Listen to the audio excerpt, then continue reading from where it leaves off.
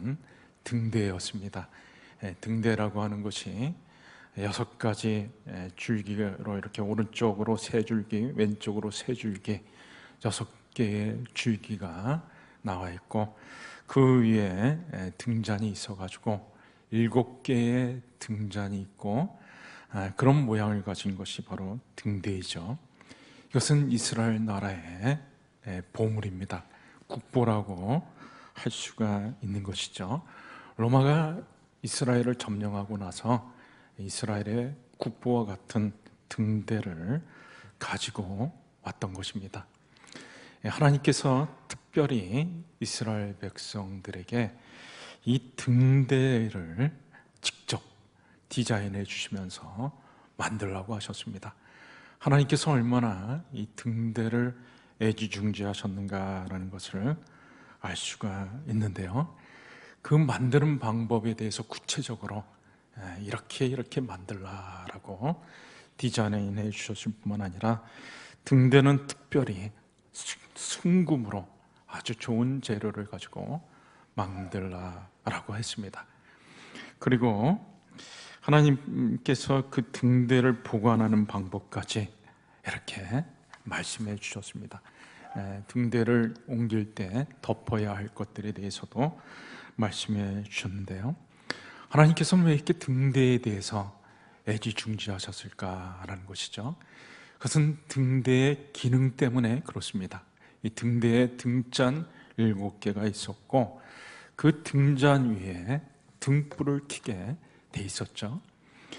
등대는 등불을 켜야 되기 때문에 오늘 본문 말씀에 보면 하나님께서 이스라엘 백성들에게 항상 밤 시간에 등불을 켜놓으라라고 말씀하셨습니다. 오늘 2절 말씀해 보시면, 이스라엘 자손에게 명령하여 불을 켜기 위하여 감나물 찢어낸 순결한 기름을 내게로 가져오게 하여 계속해서 등잔불을 켜 둘지며, 아론은 해망맥 증거의 휘장 밖에서 저녁부터 아침까지 여호와 앞에 항상 등잔불을 정리할지니.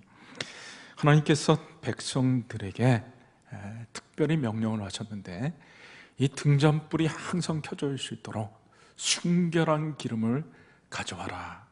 그러니까 백성들이 귀한 기름을 항상 가져와야 했습니다. 그리고 대제사장은 이 등잔불을 잘 관리해야 됐습니다. 밤새도록 등잔불이 꺼져서는 안 되기 때문에 대제사장들은 특별히 이 등잔불을 잘 보살펴야 되는데, 그 심지가 올바른 상태에 있는지, 그리고 기름이 충분히 채워져 있는지, 그리고 등잔도 깨끗이 닦아야 되고, 이렇게 해서 등잔을 잘 보살폈던 것이죠. 이 등잔불을 항상 켜놓는 것은 백성들과 대제사장이 혼연일체가 돼서 해야만 했던 것입니다. 어느 한쪽이 소홀히 해도 등잔불을 계속 켜놓을 수가 없는 것입니다. 백성들이 순결한 기름을 늘 가져오지 않으면 등잔불이 켜질 수가 없는 것이죠. 또 대제사장이 이 등잔을 소홀히 관리하면 그 등불은 꺼지고 말 것입니다. 그래서 이 하나님께서는 이 등잔불이 항상 밤새도록 저녁 시간에 꺼져서는 안 된다, 켜져 있어야 된다라고 말씀을 하신 것이죠. 왜 하나님께서는 이 등잔불이 항상 켜져 있도록 그렇게 명하셨을까라는 것이죠. 그것은 바로 이 등잔불이 켜져 있다라고 하는 것은 하나님의 임재를 상징하는 것이기 때문에 그렇습니다. 등잔불은 그 위치가 어디에 위치해 있었는가 하면, 오늘 여기 3절 말씀에 나오죠. 아론은 해망 안 증거궤 휘장 밖에서 저녁부터 아침까지 여호와 앞에 항상 등잔불을 정리할지니. 이 등대가 어디 있었는가 하면, 하나님의 법궤를 놓아둔 지성소 휘장 앞에 놓여 있었습니다. 이 지성소라고 하는 것은 하나님의 임재, 가장 거룩한 임재의 장소이죠. 특히 그 법궤, 이 지성소 안에 법궤가 있는데 이 법궤 안에는 하나님의 임재를 상징하는 물건들이 놓여 있었습니다. 우리가 잘 아는 대로 첫 번째는 만나 한 오멜을 담은 항아리가 있었습니다. 이 만나를 담은 만나 한 오멜이 담겨있는 항아리가 있다는 것은 이스라엘 백성들이 광야에서 생활할 때 하나님께서 만나를 내려주셨죠. 매일 만나를 내려주셨습니다. 그 매일 내려주는 각 사람이 먹는 만나의 양이 한 오멜이었습니다. 그래서 한 오멜을 담은 항아리를 법궤 안에 두게 한 거죠. 그것은 하나님께서 광야 같은 세상에서 이스라엘 백성들을 매일매일 먹여주셨다, 양육하고 돌봐주셨다, 하나님이 함께 하시며 하나님이 임재하시며 그들을 돌봐주었다라는 것을 의미하는 것입니다. 그래서 이 법궤라고 하는 것은 하나님의 임재의 상징인 것이죠.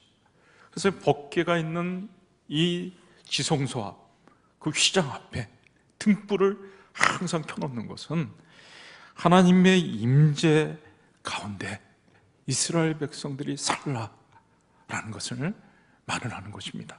그래서 이스라엘 백성들이 항상 하나님의 임재 앞에서 살아라. 오늘 여기 3절에 아론을 회막한 증거의 휘장 밖에서 저녁부터 아침까지 여호와 앞에, 여호와 앞이라고 하는 말을 쓰고 있죠. 그러니까 하나님의 임재 앞이라는 것입니다. 4절에도 그는 여호와 앞에서, 하나님의 임재 앞에 산다라는 것이죠.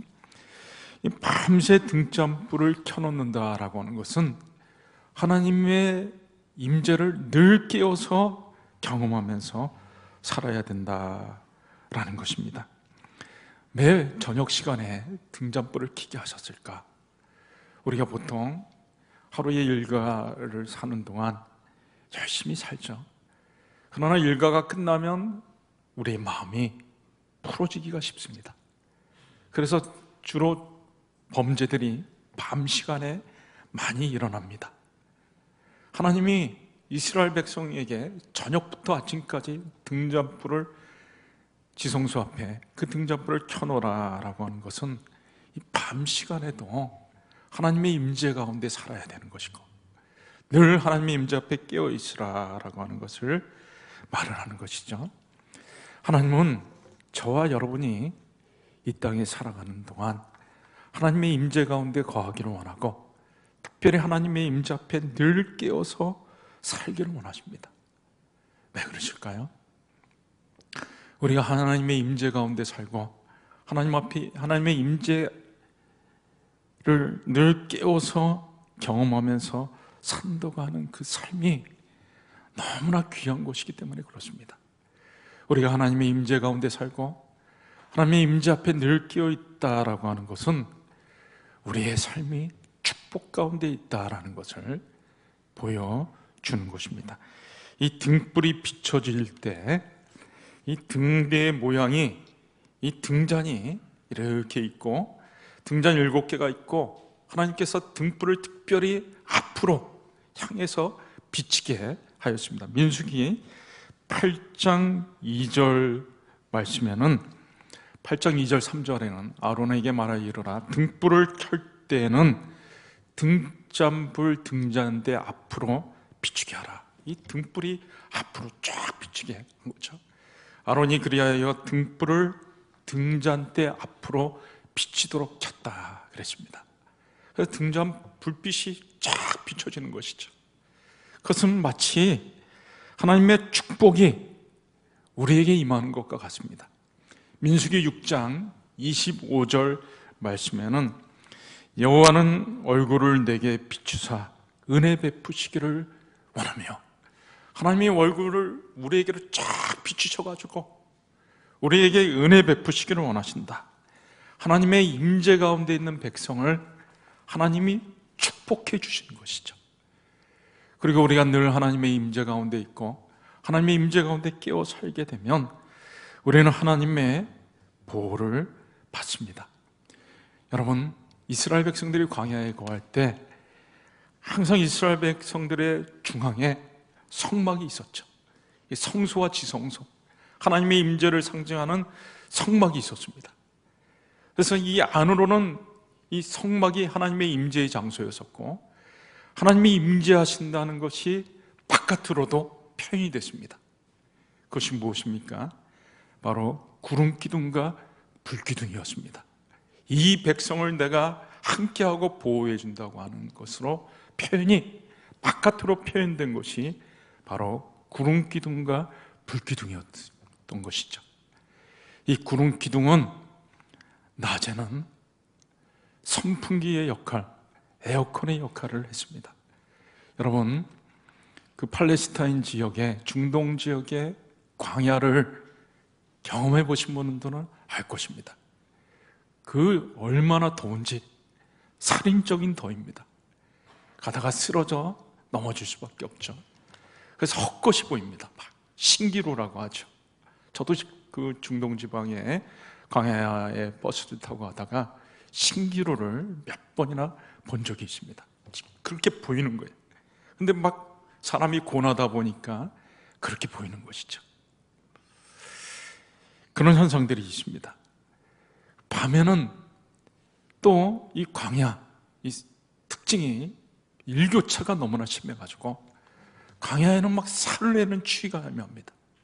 그러니까 하나님이 불기둥을 켜가지고 히타 역할을 해가지고 이스라엘 백성들을 추위로부터 보호했습니다.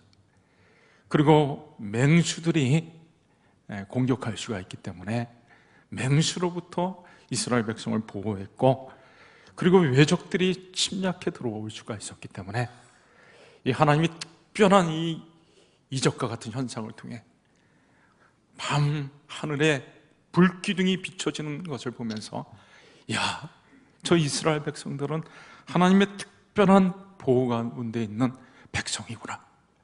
감히 이스라엘 백성들을 공격할 마음을 갖지 못하도록 하나님께서 이스라엘 백성들을 보호해 주신 것이죠.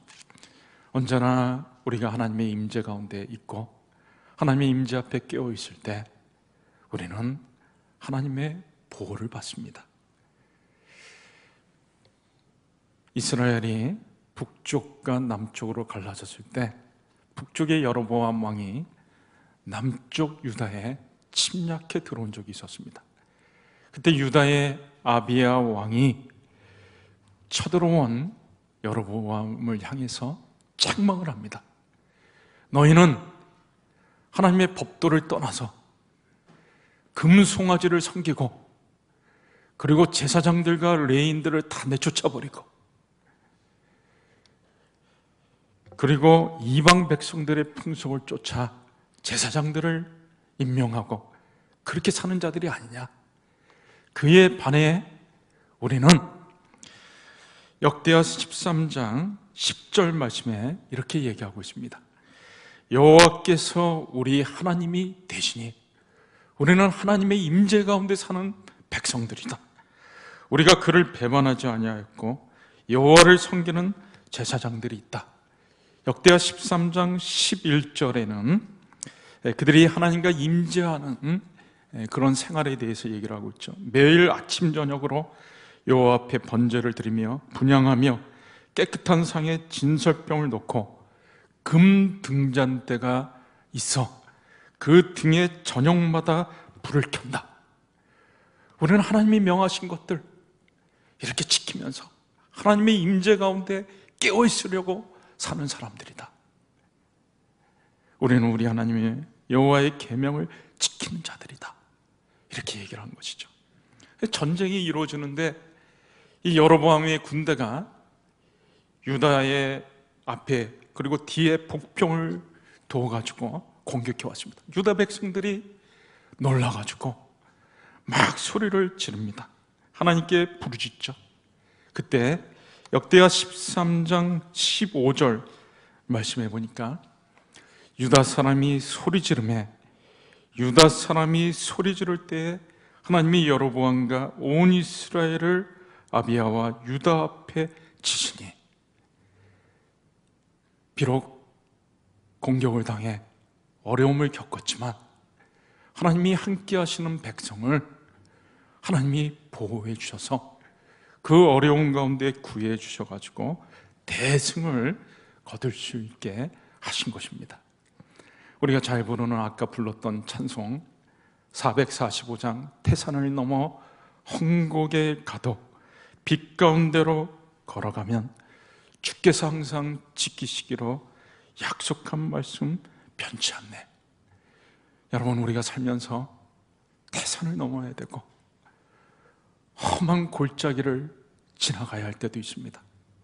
그 힘들고 어려울 때도 하나님과 함께하는 백성, 하나님의 임재 앞에서 살려고 하는 백성은 하나님이 어떻게 하셨든지 보호해 주시는 것이죠. 찬송가 384장 나의 갈 길 다가도록 예수 인도하시니 믿음으로 사는 자는 하늘 위로 받겠네. 믿음으로 사는 자는 하늘 위로 받겠네. 무슨 일을 만나든지 만사 형통하리라. 믿음으로 사는 자는 하늘 위로 받겠네. 무슨 일을 만나든지 만사 형통하리라. 2절 가사에도 나의 갈 길 다가도록 예수 인도하시니 어려운 일 당할 때도 족한 은혜 주시네. 나는 심히 고단하고 영혼 매우 가난하. 나의 앞에 반석에서 샘물 나게 하시네. 나의 갈 길 다가도록 예수 인도하시니 어려운 일 당할 때도 족한 은혜 주시네. 하나님과 함께하는 백성, 하나님의 임재 가운데 사는 백성은 어려운 일을 당해도 그 어려운 중에서도 하나님이 족한 은혜를 베풀어 주시는 것입니다. 어떤 환경 가운데서도 하나님의 인도를 받게 되십니다. 다윗이 캄캄한 길을 걸어가야 했습니다. 사울왕이 그를 죽이려고 했을 때, 그리고 수많은 적들에 의해서 너무나 고통 가운데 있었죠. 내일 일을 알 수 없을 정도로 캄캄한 그 길을 걸어가고 있을 때 하나님께서 그의 등불이 되어 주셨습니다. 사무엘하 22장 29절 말씀에는 여호와여 주는 나의 등불이시니 여호와께서 나의 어둠을 밝히시리이다. 당장 내일 어떤 적들이 쳐들어올지 모르는, 목숨이 보장되지 않는 그 어려운 길을 걸어가는 가운데서도, 캄캄한 길을 걸어가는 가운데서도 하나님께서 그의 등불이 되어주셔서 그를 인도해 주신 것입니다. 믿음으로 사는 사람들, 하나님의 임재 가운데 사는 사람들은 언제나 하나님의 인도를 받습니다. 여러분, 저와 여러분은 인생을 두 번 살지 않습니다. 딱 한 번밖에 살지 않습니다. 한 번밖에 살지 않기 때문에, 우리가 인생을 살아본 경험이 없기 때문에 우리는 앞으로 일어나는 일들에 대해서 어떻게 될지 알지는 못합니다. 해마다 새로운 것이죠. 70대와 80대가 다르고 80대와 90대가 다르고, 한 살 한 살 먹을 때마다 우리는 처음 경험하는 것들이기 때문에 어떻게 살아야 할지는 모릅니다. 믿음이 좋은 사람도 마찬가지죠.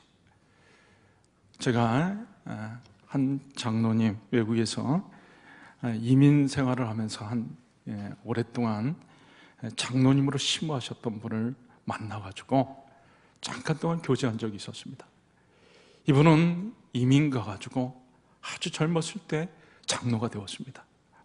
오랜 세월 동안 교회에서 중요한 역할들을 감당하면서 시무장로로 그렇게 지내시다가 이제 은퇴할 때가 되었습니다.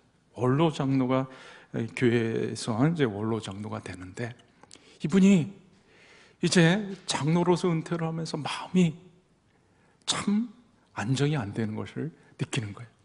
내가 지금까지는 장로로 이렇게 봉사하면서 섬겼는데 이 직이 끝나고 나면, 이제 내가 은퇴하고 나면은 이제 어떻게 되는가? 이 원로장로 은퇴하면서 가는 길도 처음 가는 길이기 때문에 그 훌륭한 믿음의 삶을 살았던 장로님이 마음에 참 어떻게 불안감은 아니더라 할지라도 이것에 대해서 신경을 많이 쓰고 여러 가지 생각을 하는 것을 보았습니다. 그리고 결론은 하나님이 인도해 주시겠지. 앞으로 나의 교회에서의 신앙의 삶도 하나님께서 인도해 주시겠지. 결론을 그렇게 낸 것입니다. 제가 부목사로 있었던 교회에서 1999년 12월 달에 우리 담임 목사님께서 아주 이벤트를 하나 크게 계획을 했었습니다. 그것이 뭐냐면 2000년에 밀레니엄 시대가 오는데 1월 1일 날 그 태양을 성도들이 같이 맞이할 수 있도록, 그래서 설악산에 가가지고 울산바위에 올라가가지고 2000년 밀레니엄 태양을 맞이하자. 그래서 1999년 12월 31일 날 성도들을 데리고 설악산 울산바위에 올라가서 2000년 1월 1일 밀레니엄 태양을 보려고 계획을 했었습니다. 어떻게 되실까요? 계획만 세웠을 뿐이지 너무나 어려운 일이었기 때문에 이루어지지는 못했습니다. 제가 수년 전에 노예 목사님들과 같이 속초에서 1박을 할 때가 있었습니다. 그때 제 마음속에, 그때 제가 부목사 때 우리 담임 목사님께서 계획하셨던 것들이 생각났습니다. 그 태양이 처음 떠오르는 것을 높은 데 가서 바라보려고 했었던, 그걸 생각하면서 문득 내가 이 속초에 왔는데 울산바위 위에 올라가서 태양이 떠오르는 것을 보면 마음이 어떨까, 그런 생각이 들었습니다. 그래가지고 다 자고 있는데 그 새벽 4시에 일어나가지고 울산바위 그 설악산 국립공원으로 갔습니다. 그 시간에 또 입장료는 받더라고요. 그래가지고 이제 올라가는데, 울산바위로 혼자 올라가는데 칠흑처럼 어둡습니다. 캄캄합니다. 얼마나 무서운지 몰라요. 날씨도 추운데 막 산짐승이 나한테 덮치지는 않을까, 그리고 발을 잘못 디디지는 않을까. 그 높은 산에 올라가는데 얼마나 위험합니까? 그런데 제가 그 목적지까지, 울산바위 정상까지 안전하게 올라가서 태양이 떠오르는 것을 볼 수가 있었습니다. 제가 어떻게 안전하게 그 산에 올라갈 수 있었을까요? 저는 후라시도 없었습니다. 어떻게 올라갈 수 있었을까요? 믿음으로 올라간 거 아닙니다. 스마트폰이 하도 좋아가지고 스마트폰에 그 후라시 기능이 있잖아요. 그래서 스마트폰 하나 가지고 후라시 켜가지고 그걸 보면서 1시간 넘게 울산바위 위까지, 정상까지 올라갔던 것입니다. 제가 걱정했던 것은 단 한 가지, 이 후라시가 꺼지지 말고 배터리 다 닳지 않고 버텨줬으면 좋겠다, 그 생각밖에 없었던 것이죠.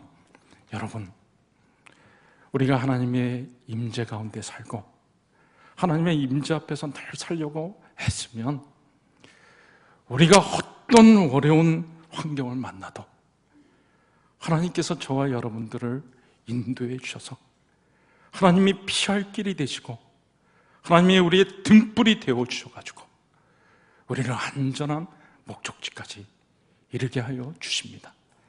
그래서 우리는 걱정할 필요가 없고, 저분 뒤에서 박수까지 치시네요. 우리는 미래에 대해서, 불안전한 미래에 대해서 걱정할 필요도 없고, 아무리 힘든 일을 당해도 걱정할 필요가 없는 것입니다. 찬송가 445장 2절, 캄캄한 밤에 다닐지라도 주께서 나의 길 되시고 나에게 밝은 빛이 되시니 길 잃어버릴 염려 없네. 우리는 이 땅에 살아가는 동안 길 잃어버릴 염려가 없습니다. 하나님이 우리의 길이 되시고 등불이 되시고 피할 길이 되어주시기 때문입니다. 이 시간에 우리 말씀 붙잡고 같이 기도할 때 오늘 여호와 하나님 앞에서 이 등잔불을 항상 저녁 내내 꺼지지 않게 켜놓으라고 하신 말씀대로 우리가 하나님의 임재 앞에 살게 하여 주시옵소서. 하나님의 임재 앞에 늘 끼어 살아가는 저희들이 되게 하여 주시옵소서. 말씀 붙잡고 한 2, 3분 정도 같이 간절히 하나님 앞에 기도하도록 하겠습니다.